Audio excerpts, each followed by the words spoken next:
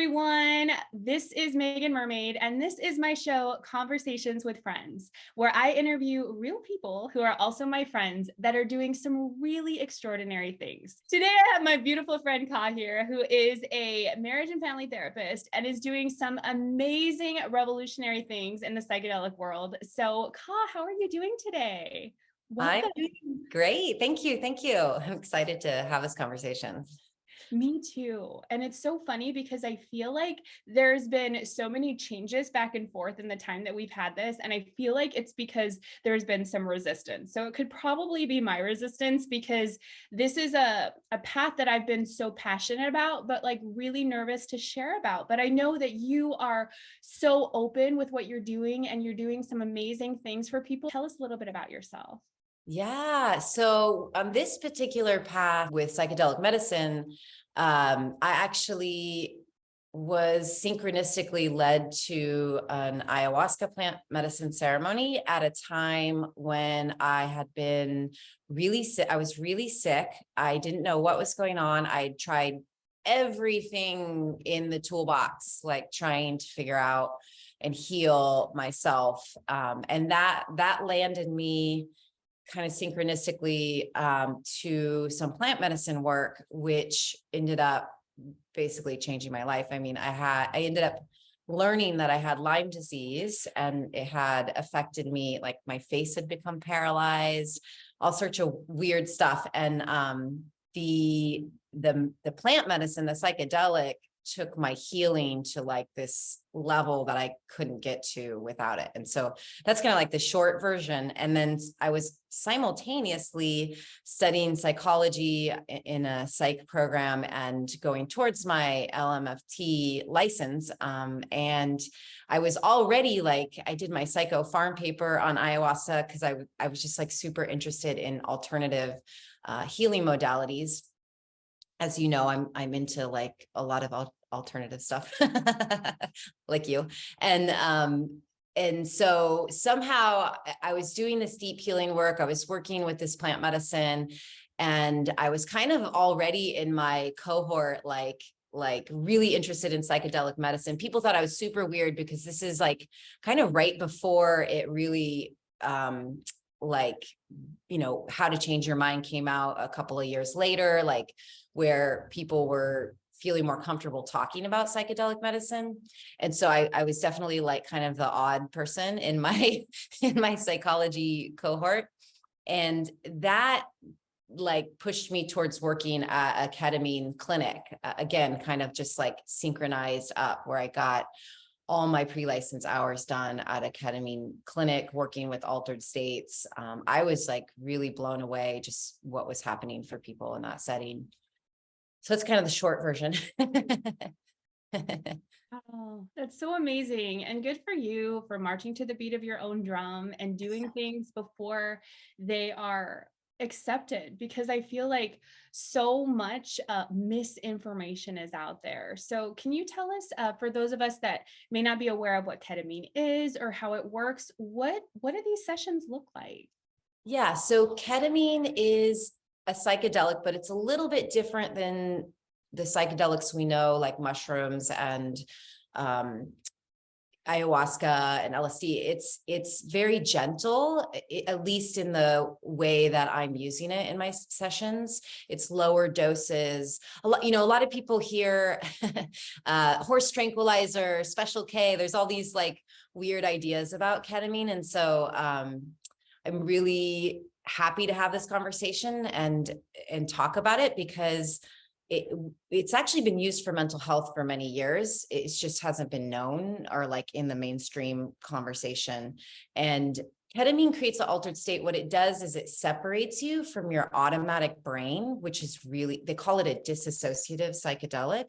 And so the disassociation is actually a really positive thing, because it's disassociating you from your normal way of thinking, right? Which is often, where we have a lot of issues, is the thought patterns that are happening in our perspective. And So it also is unique because it targets something in the brain called glutamate, which not many people are familiar with, but it's actually a regulator for like sleep, hormones, mood, like all these things. And there's still some mystery as they're studying the mind. I think psychedelics are actually helping that, but so they're not like exactly sure, like this is what cures the depression or this is what, but it's working on all these things in your brain chemistry and really what I call kind of gives you a brain reset. And then do you want me to talk about the sessions, like specifically how that flows? Yeah, that would be great. I'm so fascinated by this.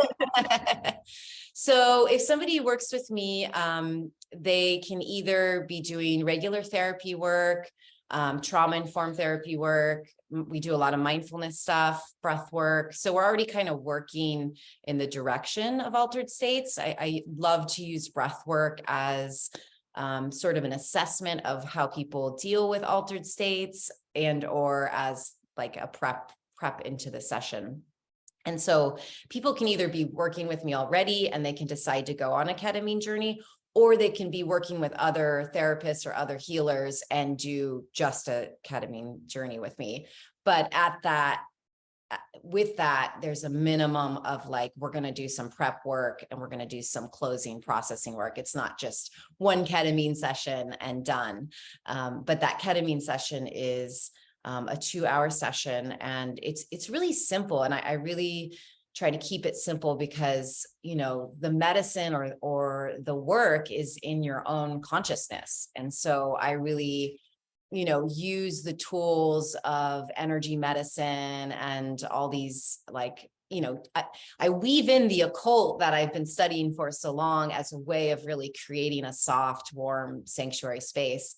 It's interesting because with ketamine, you can dose it really easily, right? Like mushrooms, they have their own spirit, like, you never know, kind of, even if you're microdosing, you're still working with like a plant or a fungi.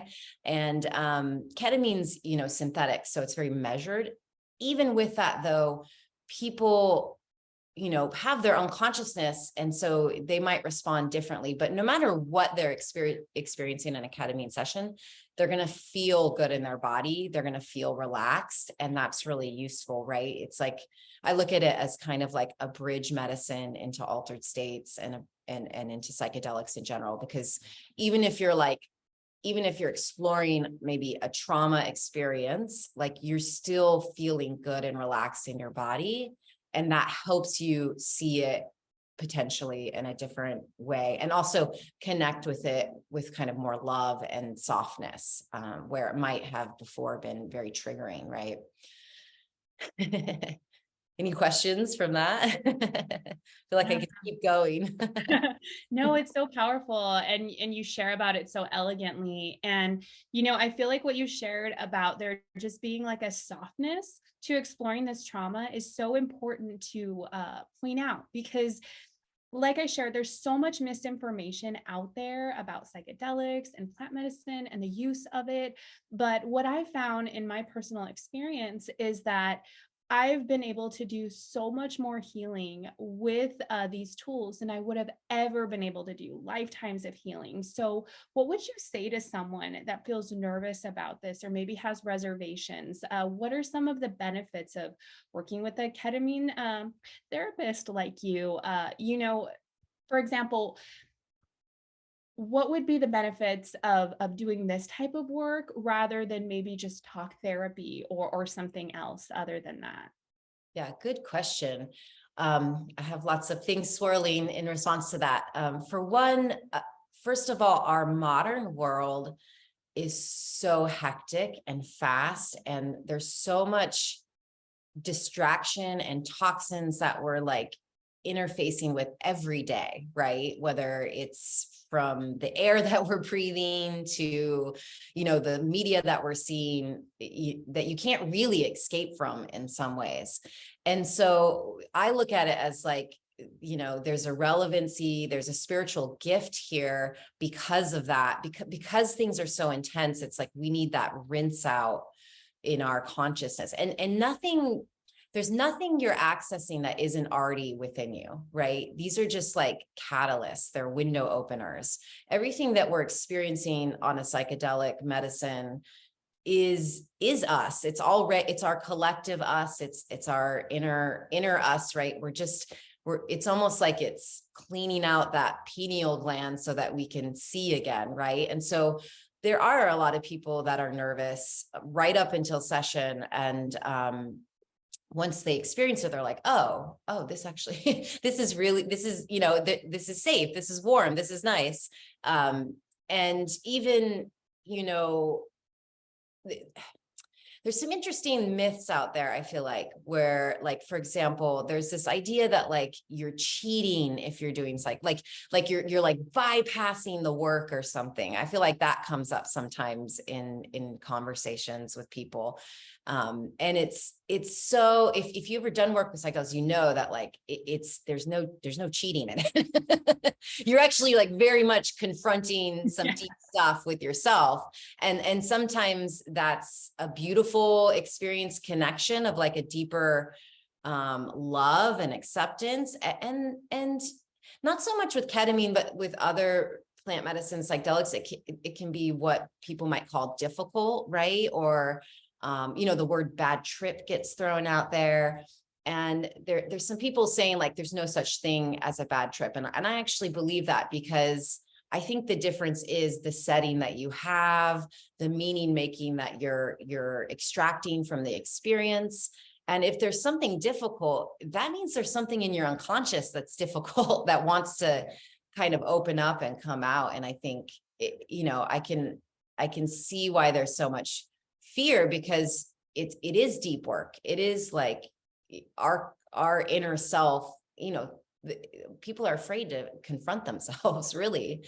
And I think doing it with someone that feels safe, that you feel warm with, and you feel like you trust, can make all the difference in the world, right? It can really kind of buffer that anxiety that's around the fear of, I think it's a fear of losing control, really, like a fear of like losing the self, essentially. I love what you shared about, the set and setting, and how there's really no such thing as a bad trip. And I know in my own experience with psychedelics, it started out in my 20s, and, I was doing it in more of like this party setting at first. But what I discovered is that I was having these really profound spiritual experiences, and not everybody was experiencing this the same way. And I felt like there was something there that I needed to explore. And so I started to play around with set and setting. I started to do it in a more ceremonial space. I started to approach it with more reverence. And I feel like that's such a gift that you're offering people, because what I feel like you're offering people is so powerful, a safe space and a guide, someone that's been there, someone that can walk them through that. Because like you shared, the bad trip is not bad. It's something that needs to be looked at, to be compassionately witnessed.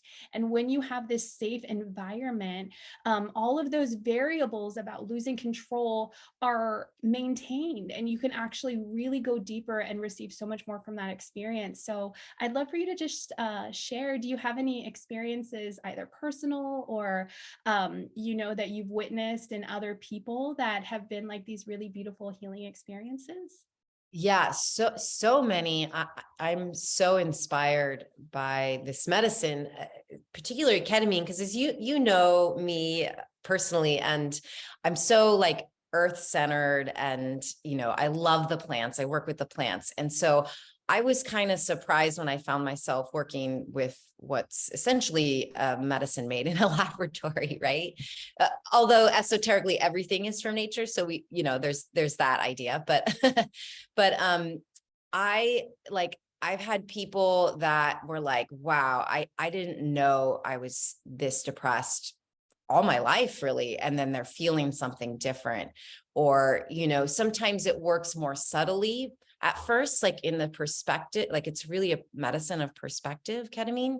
And people will start to like notice they're looking at things a different way. And then eventually, if they work with me longer, they don't realize how significant those little shifts in perspective are for them, and their whole life will change because of it, right? And over and over again, like just seeing the mental health stuff, which is beautiful, where people get legit like relief from depression, anxiety, OCD, PTSD, all these like pretty significant things. But there's also these beautiful experiences for people that just really go back to feeling that interconnection with, all that is. Those are my favorite experiences, where I tell people like, oh, you're touching into like the psychedelic gold, where you feel that deep love that the universe has, source has, whatever you want to call it. And or they'll have like, sometimes people will show up and they think they're going to go into all their trauma, and what happens is they actually have a really euphoric connection, maybe an earth connected experience, which surprises them. But I think that experience is so motivating to remember that, like, that's truth, right? And that carries into their lives. It doesn't, there's no pill that cures everything, right?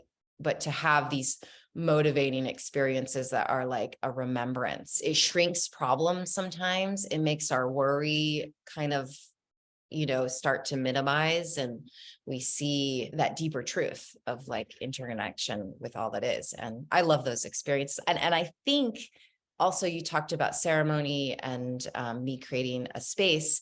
I think there's a lot that I perceive that there's a lot that happens invisibly that people don't even know about, that goes into setting that space, right? Energetically, psychically. And I think that's something that people might want to consider when they're looking for a guide is does someone have that perspective of like holding energetic space, and not just like, I'm just this guide here, or this, which is fine. You can do that too. But there's something I think really powerful that happens in that energy when it's very intentional and is ceremonial versus not. Yeah, I love everything that you shared, especially about, really doing your research, finding someone that you feel connected to, that does all of this prep work, that creates this really beautiful space, and everything when done with intention is always just so much more powerful. And another thing that you touched on that I thought was just so beautiful is all the experiences that you've had or gotten to witness or personal, where it just brings you back to the oneness of everything. I feel like there's always this common denominator, regardless of what psychedelic or plant medicine I've tried. And I haven't had ketamine yet. That's one thing on my exploration radar that I would love to explore.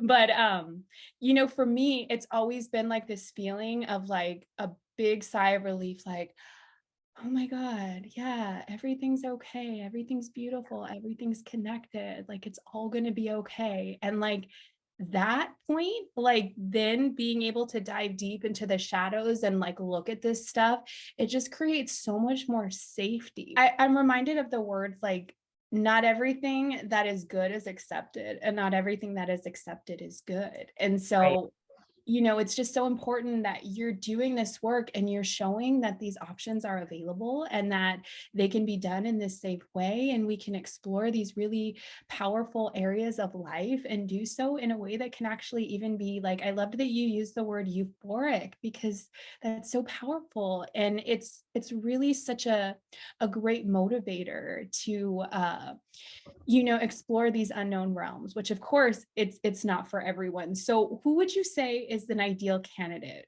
for someone that would maybe want to explore this kind of work?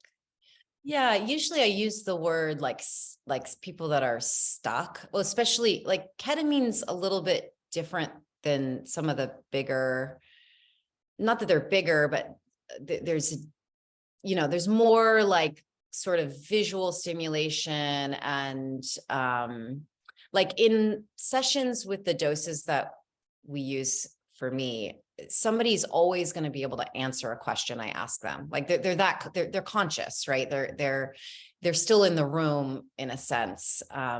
Even though they can have these profound inner experiences, I can ask a question and they can respond to that. So particularly with ketamine, I look at it a little bit different, I guess, than other psychedelics.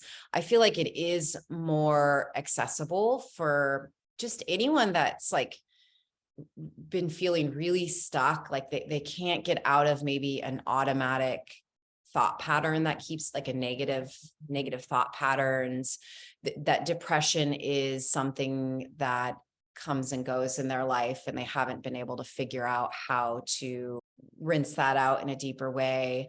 It's real. Ketamine's really powerful for anxiety. And these are all things that I've dealt with in my own life. So I'm also not just speaking from witnessing people, but actually experience it. I actually went back to ketamine medicine recently because I had a baby during COVID. Obviously that was very isolating. The isolation alone is traumatic for most people. And so having a baby in that context, I realized when about a year post baby that like I was slipping back into this, what I call cyclothymia. It's like a low level depression that kind of just like creeps into my life sometimes. And I was feeling like I needed something more than the tools, because I use a lot of health tools, a lot of resources. So somebody that's using a lot of health resources and that they come to the medicine is probably going to get a lot out of it, because the ketamine sort of activates the part of you that might be struggling to implement those things you usually use. It really, for me, sort of gives me this motivation or momentum. They call it the window of opportunity, which is also something that's nice about ketamine, because like if someone did MDMA, they tend to be down for a week after a healing session with that, or they have to do a lot of like serotonin stuff to like boost. Ketamine's not like that. It actually boosts you up. And so for about 7 to 10 days, you'll have a window where you have like really good neuroplasticity. You're in like this like higher learning state. You're going to have more motivation. So I always try to get clients to like add things or subtract things in that time frame that they've been wanting to do, but they haven't been doing. So yeah. So for ketamine specifically, I think if you're dealing with stuckness or just can't figure out how, your normal modes of healing aren't working, I think that's someone that's a really good candidate for that medicine in a good setting, right? People can. So I'm going to just speak to one thing real quick. What's happening right now is when I first started working with ketamine at a clinic, there was like 2 therapists in California doing what I'm doing. And now there's a lot. There's a lot wanting to do this, which is great. Like we need it. But there's also all these clinics popping up everywhere where you can go get an infusion with ketamine, which can be really helpful in its own context. However, a lot of those clinics are just basically kind of throwing you in a room, giving you the infusion, and then you leave. Like there's no integration aspect. I think that's changing. I think we're becoming more aware how important integration is, and luckily that's changing. But that's something to maybe ask if you're interested in doing this work. Ask the place that you're working with, like, is there a processing element? Like, what does that look like? Because I think that piece is really important. Yeah. Everything that you said is just so powerful, especially the integration piece.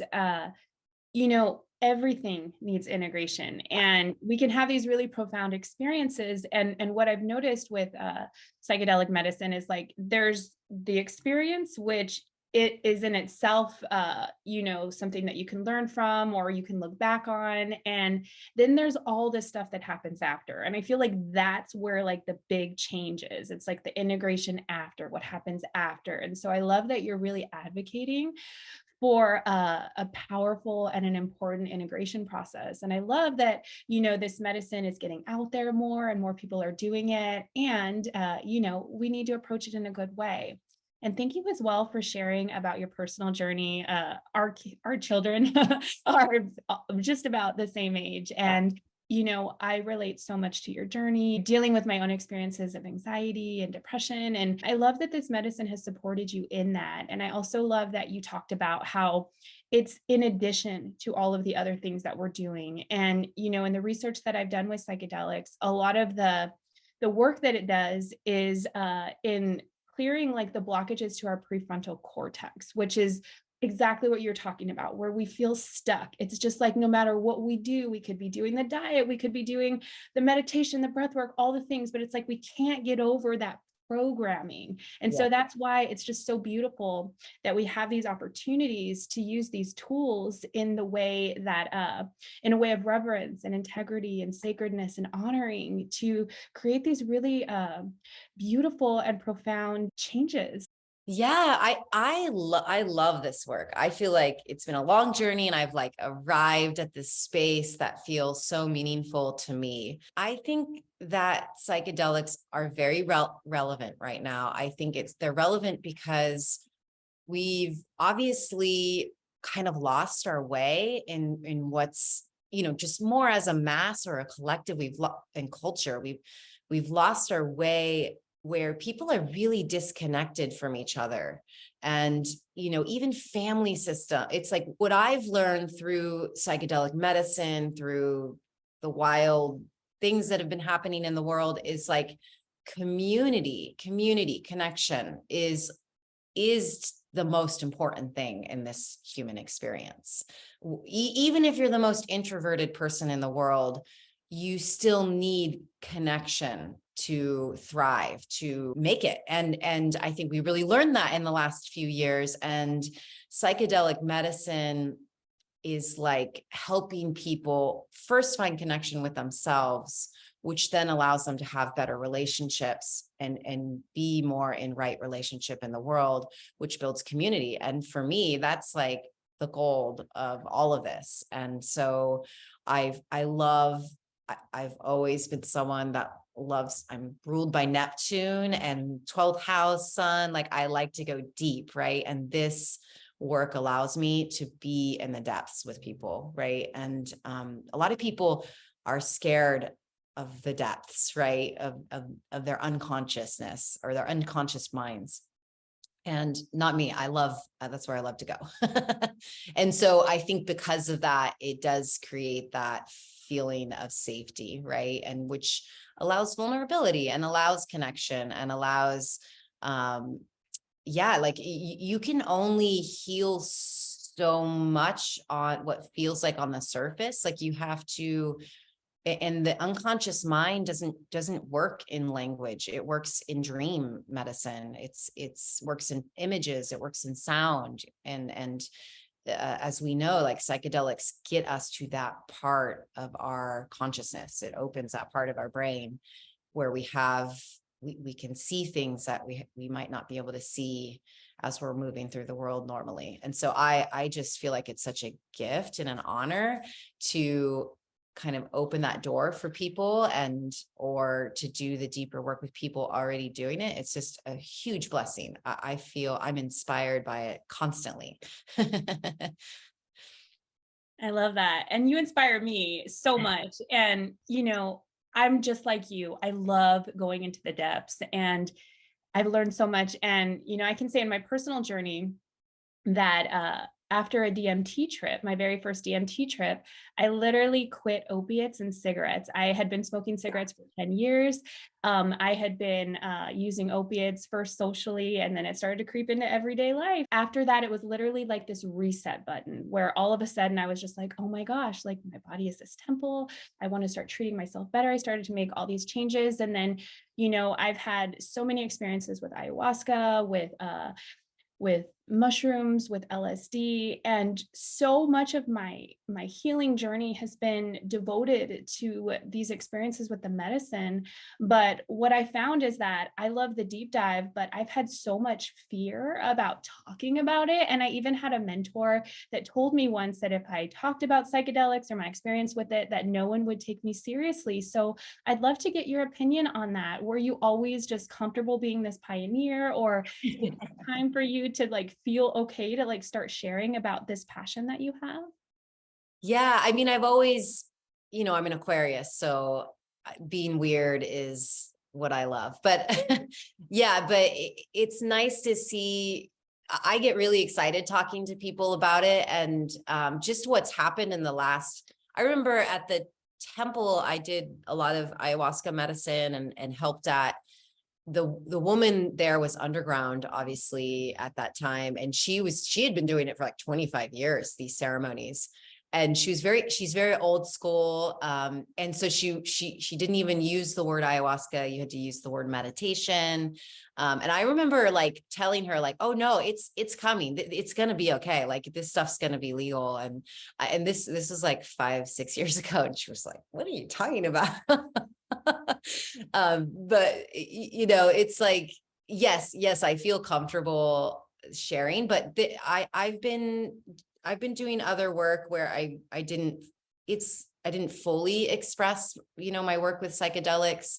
It just was like here and there. I didn't really embrace that until the last couple of years, where I'm like, oh, this is me. Like, first of all, I am psychedelic. We are psychedelic. Life's a trip. Like life is Yeah.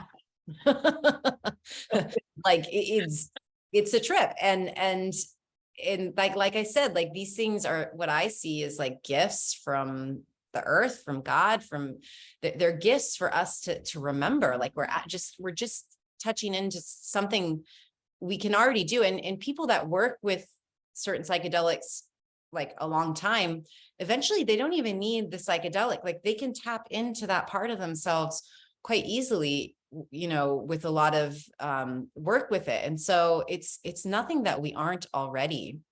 It's really a remembering, just, and people can tap into it just with breath work. Like if they want to experiment with altered states, you can go into psychedelic, shamanic, people have all sorts of emotional releases, visions, just by doing that, like heavy, like holotropic, Wim Hof style. You don't have to do their formulas, but even with that, you can access that part if people are nervous and they just want to like, tap into something in that level. But yeah, I'm it's like all about it now. I'm like, okay, I'm owning this.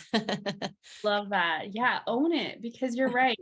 We are psychedelic. I love that you shared that. And life is a trip. And what else is really beautiful is that, I feel like as humans, like we really want those moments of awe. We want those moments of wonder. Like we want to get out of the mundane and the ordinary and just like let the universe remind us of how beautiful life is. And I feel like that's such a gift of psychedelic medicine. And aren't you starting a program or an offering where you're supporting people in this? Yeah, it's coming. It's a lot of work to Yeah.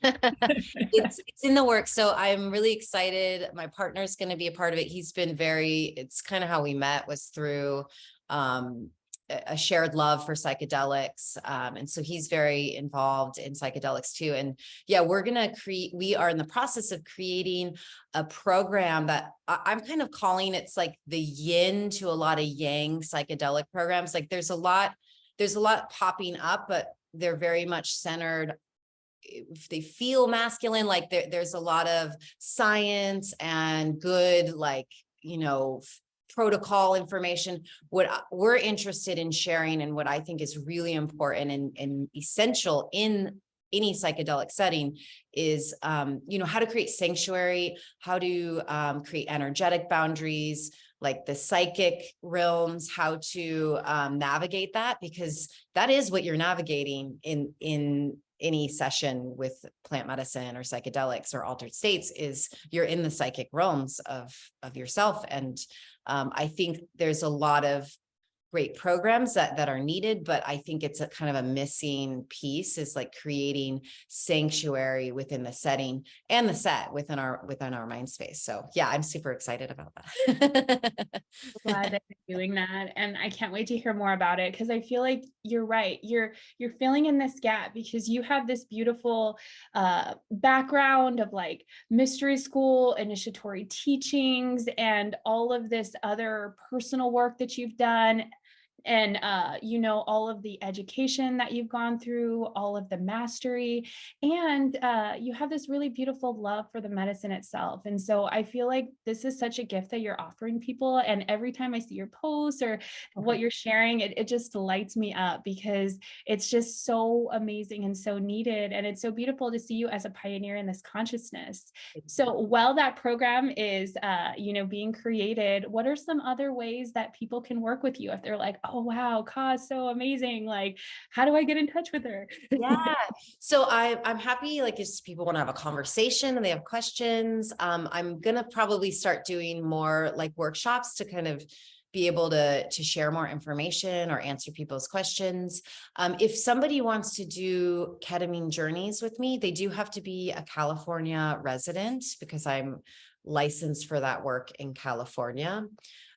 But I do integration work for other plants, other psychedelics, and also, know people that are also pioneering in those places. So people can just connect with me, and then if they're just curious about psychedelics and they have questions, and then I'm happy to answer questions. I have a website. It's mainly focused on my ketamine work at intuitrip.com, but anyone can reach out to me through any of the social media places or my website for anything related to psychedelics.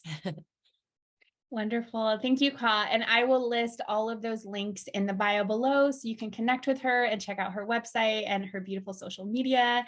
And thank you so much for being here. It's been such an incredible talk. And I already kind of feel like that lightness of just like, this is truth. Like the more that we share truth, the less that we have to be fearful about it. And like you said, we're doing it in community. We're not alone. There's all sorts of people that are waking up to the power of psychedelic medicine all over the world. And it's really exciting. It is exciting. Yeah. So thank you so much. Thank Is you. there anything more you want to say before we end today?